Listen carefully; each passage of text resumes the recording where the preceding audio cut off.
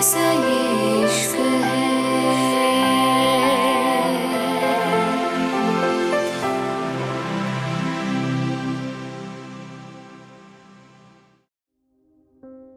Palace. जिहान और रिद्धिमान दोनों अंदर आ गए थे। रिद्धिमान अपनी शेरवानी के बटन खोलते हुए सोफे पे फेल के बैठ गया था।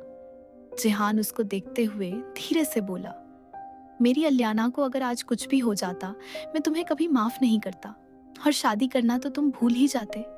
रिद्धिमान। जिहान की बात सुन के रिद्धिमान आराम से बोला, ओह, तो मेरे प्यारे ससुर जी को सब पता था। तभी मैं सोचूं, अचानक से इतने गार्ड कहाँ से आ गए, क्योंकि मैं तो किसी को लेके नहीं गया था। खैर ससुर जी, मुझे आपके गार्ड की कोई जरूरत नहीं थी। मैं अपनी बीवी के लिए अकेला ही काफी हूँ। और आपको क्यों लगता है मैं अपनी अलियाना को बचा नहीं पाता? खैर छोड़िए ससुर जी, आपको पता है ना, आज मेरी सुहाग रात है, तो ये क्या मजाक हुआ? कोई अपने दामाद को ऐसे रोकता है? रिद्धिमान की बात पे जिहान ने घूर के उसको देखा था। जिहान चिढ़ते हुए बोला, मुझे नहीं पता मेरी बेटी ने तुम जैसे कार्टून में क्या देखा है। मैं उसकी शादी बहुत अच्छी जगह कराता। जिहान की बात पे रिद्धिमान मुस्कुरा के बोला, खैर मजाक अच्छा था ससुर जी, लेकिन आपकी आंखों से भी साफ पता चलता है, आप ये बात जानते हैं, मुझसे अच्छा मेरी बीवी के लिए और कोई नहीं हो सकता, जब तक यूं आप और सासू मॉम एक दूसरे के करीब भी नहीं आए होंगे। जब ऊपर वाले के मेरी बीवी को मेरे लिए लिख दिया था, तो आपको क्यों लगता है आप उसको मुझसे दूर कर पाते? रिद्धिमान की बात सुन के जिहान घूरते हुए बोला, कुछ ज्यादा जुबान नहीं चल रही तुम्हारी? जिहान की बात सुन के रिद्धिमान मुस्कुरा के बोला, आपसे ही सीखा है। खैर, आपको जब पहले से सब पता था, तो आपने कोई एक्शन क्यों नहीं लिया? आपको नहीं लगता अगर मेरी बीवी को कुछ हो जाता, मैं वक्त पे ना पहुंच पाता, तो क्या मैं आपको माफ कर पाता? रिद्धिमान सीरियस होते हुए बोला। तो जिहान मुस्कुरा कर बोला, और तुमसे ज्यादा मैं अपनी बेटी को जानता हूँ रिद्धिमान। वो जिहान राठौर की बेटी है, इतनी कमजोर नहीं है। और दूसरी बात, तुम्हें टेस्ट करने का इससे अच्छा मौका कोई हो सकता था? जिहान की बात सुन के रिद्धिमान मुस्कुराते हुए बोला, बड़े चालाक आदमी हैं आप ससुर जी। खैर छोड़िए, क्या मैं जाऊं? ये बातें तो पूरी जिंदगी चलती रहेंगी। आखिर अब मैं हमेशा के आपका दामाद बन चुका हूँ। लेकिन मेरी शादी की पहली रात है, मेरी बीवी मेरा इंतजार कर रही होगी। इतना कह के रिद्धिमान चला गया था, और जिहान के चेहरे पे बहुत हल्की सी मुस्कान आके गायब हो गई थी। दूसरी तरफ अलियाना बेड पे बैठी हुई थी। बालकनी में चांद साफ दिखाई दे रहा था, जैसे आज चांद से बादल हट चुके थे। अलियाना गौर से चांद को देख रही थी। जब रिद्धिमान अंदर आते हुए दरवाजा बंद करके बोला, एक चांद दूसरे चांद को देख रहा है। रिद्धिमान की बात सुन के अलियाना आराम से बोली, तुम्हारे मुंह से ये बातें बिल्कुल भी अच्छी नहीं लगती। इतना कह के अलियाना दूसरी तरफ देखने लगी थी।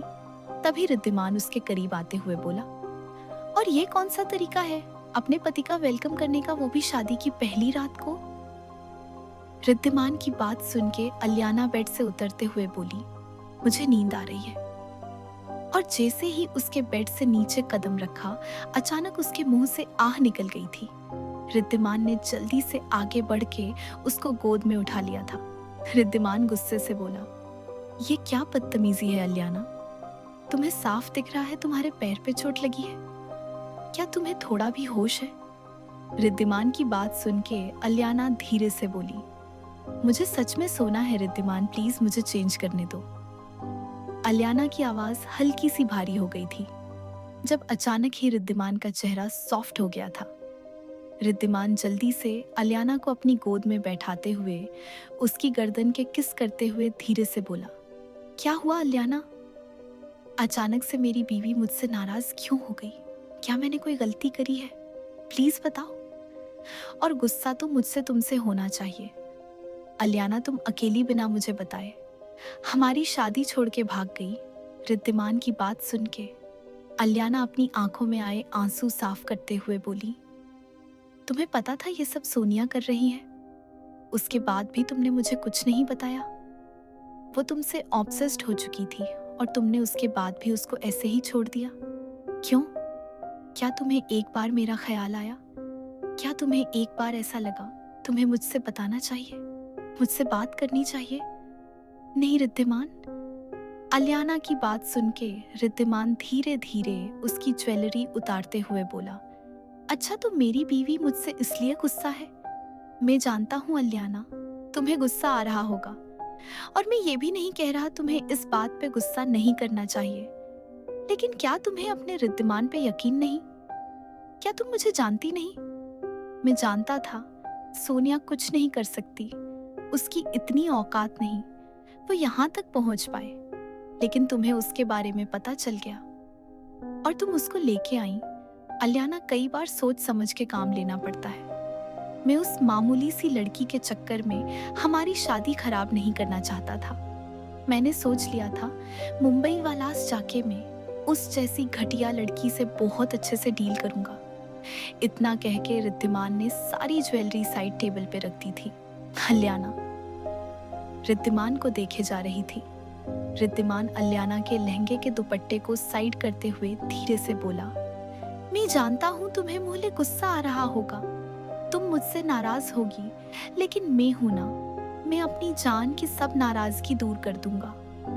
तुम्हें बिल्कुल परेशान होने की जरूरत नहीं है। रिद्धिमान मुस्कुरा के बोला तो अलियाना ने गुस्से से दूसरी तरफ देखा था। बाहर इतनी कॉन्फिडेंट रहने वाली अलियाना बच्चों की तरह रिद्धिमान से शिकायत कर रही थी। कुछ देर बाद रिद्धिमान ने अलियाना का ब्लाउज और उसका लहंगा भी उतार दिया था और धीरे धीरे उसकी बॉडी के हर एक कपड़े को हटा दिया था। अलियाना बेड पे लेट गई थी।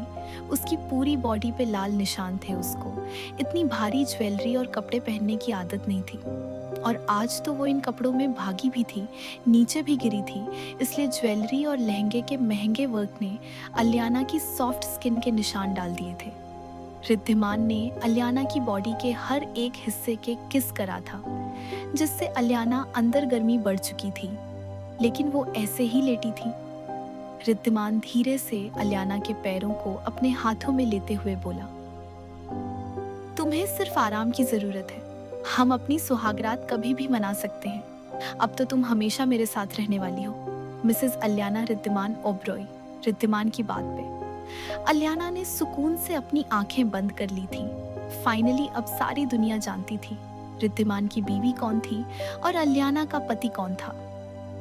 अलियाना ने वेट टिश्यू से अपना चेहरा साफ करा था और अपने चेहरे का पूरा मेकअप वेट टॉवेल से उतार लिया था। उसमें उठने तक की हिम्मत नहीं थी। रिद्धिमान ने धीरे धीरे अलियाना के जख्मों पे दवाई लगा दी थी और अब वो अलियाना को मसाज दे रहा था। रिद्धिमान खुद बहुत थका हुआ था, लेकिन उसके लिए अलियाना का कंफर्ट पहले आता था और वो अपनी बीवी को बिल्कुल भी तकलीफ में नहीं देखना चाहता था। रिद्धिमान के मसाज करने से धीरे धीरे अलियाना की आंखें बंद होने लगी थी और अलियाना गहरी नींद में जा चुकी थी। अलियाना के सोने के बाद रिद्धिमान खुद चेंज करने चला गया था और कुछ देर बाद वो फ्रेश होने बाहर आ गया था। उसके बालों से पानी टपक रहा था। उसने अलियाना को अच्छे से ब्लैंकेट से कवर करा था और बालकनी का दरवाजा बंद करके अलियाना के पास आ गया था। अलियाना अभी भी नींद में बेचैन थी। शायद उसको पता चल गया था रिद्धिमान उसके पास नहीं था। रिद्धिमान ने धीरे से अलियाना की बॉडी पे बने उस नाम पे किस करी थी जो उसने कल रात बनाया था, और फिर धीरे धीरे उसके कमर को सहलाने लगा था। अलियाना जो नींद में बेचैन थी वो फिर से शांत हो गई थी और अगले ही पल एक रिद्धिमान की गर्दन में मुंह घुसा के सो गई थी। दूसरी तरफ युग बालकनी में बैठा हुआ था। उसके दिमाग में सेरेन घूम रही थी। वो समझ चुका था वो सेरेन से मोहब्बत करने लगा है। सेरेन का चलना, उसका हंसना, उसका बोलना, उसको सब कुछ याद आने लगा था। युग सेरेन के ख्यालों में गुम था जब उसका फोन बजा था। युग फोन उठाते हुए मुस्कुरा के बोला, कैसे हैं डैड? युग की बात पे उसके डैड मुस्कुरा के बोले, हमारा बेटा तो वहाँ 1 घंटे के लिए भी नहीं जाना चाहता था और अब शादी हो चुकी है, तब भी वही है। वैसे मुझे बताया जिहान कैसे? तुमने बड़े भाई की तरह अलियाना की शादी में सब अच्छे से देखा है। मैं बहुत खुश हूँ युग, तुम अपने देश को भूले नहीं हो। मुझे अच्छा लगा तुम्हें इंडिया पसंद आया। अपने डेट की बात सुन के युग धीरे से बोला, पसंद नहीं डैड, बहुत पसंद आया। युग के चेहरे पे गहरी मुस्कान थी, उसके दिमाग में सेरेन घूम रही थी। तभी उसके डैड मुस्कुरा के बोले, वेस, मुझे अपने बेटे की बातों से ऐसा लग रहा है वो किसी के प्यार में पड़ चुका है। क्या ये सच है? अपने डैड की बात पे युग मुस्कुरा के बोला, डैड, आप हमेशा सब समझ जाते हैं। युग की बात सुन के उसके डैड धीरे से बोला, तुम्हारा बाप हूं मैं नहीं समझूंगा तो कौन समझेगा। खैर मुझे बताओ, कौन है वो खुशकिस्मत जो हमारे बेटे की पसंद बनी है, सिंघानिया परिवार की बहू। अपने डैड की बात पे युग चिढ़ते हुए बोला, ओहो डैड, कितनी एक्टिंग करते हैं आप। अभी तो मैंने उससे सही से बात भी नहीं करी। मैं पहले उसको अपने प्यार का एहसास कराऊंगा। मैंने सोच लिया है डैड, मैं अपनी कंपनी की ब्रांच यहीं शुरू करूंगा और अपने होने वाली बीवी को इम्प्रेस करूंगा।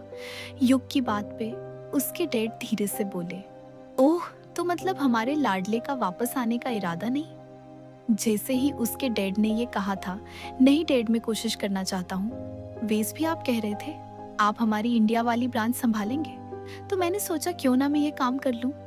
युग की बात के उसके डैड मुस्कुराते हुए बोले, मैं जानता हूँ मेरे प्यारे बेटे को क्यों इतनी फिक्र है। खैर, सिंघानिया परिवार की बहू अब वही लड़की होनी चाहिए। अपनी पसंद को इतनी आसानी से मत छोड़ना बेटा। अपने डैड की बात पे युग मुस्कुरा के बोला, बिल्कुल नहीं डैड। उसके डैड फिर से धीरे से बोले, अच्छा बताओ तो वो है कौन? लेकिन युग ने ये कह के बात टाल दी थी, वो उनको डायरेक्ट उस लड़की से मिलाएगा। और फिर कुछ देर बात करने के बाद युग ने कॉल काट दिया था। लेकिन कोई था जिसने उसकी पूरी बात सुन ली थी और युग ने हैरानी से उसको देखा था। क्या करेगा अब युग? क्या हो पाएगी युग और सेरेन की शादी? क्या होगा जब पता चलेगा युवान को युग और सेरेन के बारे में? दोस्तों, अगर आपको ये वीडियो पसंद आई हो तो प्लीज लाइक जरूर कर देना। मैं सच में देख रही हूँ कि आप सब वीडियो पूरी देखते हो, कहानी एंजॉय भी करते हो, पर लाइक और शेयर बहुत कम करते हो। थोड़ा सा सपोर्ट दिखाया करो यार। एक लाइक, एक शेयर मेरे लिए सच में बहुत बड़ी बात होती है। आपके छोटे से क्लिक से ही वीडियो आगे बढ़ती है, पहुंची है, और मुझे भी और अच्छा कंटेंट बनाने का हौसला मिलता है। तो इस बार लाइक करना मत भूलना, ठीक है? और अगर आप चैनल पर नए हो, पहली बार आए हो, तो सब्सक्राइब जरूर कर लेना, क्योंकि जो आने वाले एपिसोड है ना, वो इससे भी ज्यादा मजेदार, ज्यादा इंटेंस और दिल को पकड़ लेने वाले हैं। बेल आइकॉन दबा देना ताकि कोई भी नया पार्ट आपके बिना निकले ही नहीं। कमेंट्स में अपनी राय लिखकर जरूर जाना। आपका एक छोटा सा कमेंट भी मेरे लिए बहुत कीमती होता है। उसी से पता चलता है कि आपको क्या पसंद आ रहा है और क्या नहीं। और हाँ, वीडियो को अपने दोस्तों और फैमिली के साथ शेयर भी कर दो। कहानी अच्छी लगे तो उसे अकेला मत देखो, दूसरों को भी सुनने दो। प्यार बांटने से बढ़ता है। महत्वपूर्ण बात, इस वीडियो की कहानी, वॉइस ओवर, आवाज, नैरेशन सब कुछ कॉपीराइट के तहत सुरक्षित है। इसे कहीं और अपलोड करना, कॉपी करना, एडिट करना या दोबारा पोस्ट करना बिल्कुल मना है। ये पूरा कंटेंट अर्ली बर्ड की अपनी मेहनत और मौलिक रचना है। अगले एपिसोड में आपसे फिर मुलाकात होगी। तब तक अपना ख्याल रखना, खुश रहना और चैनल को सपोर्ट करते रहना। आप सबको ढेर सारा प्यार और धन्यवाद।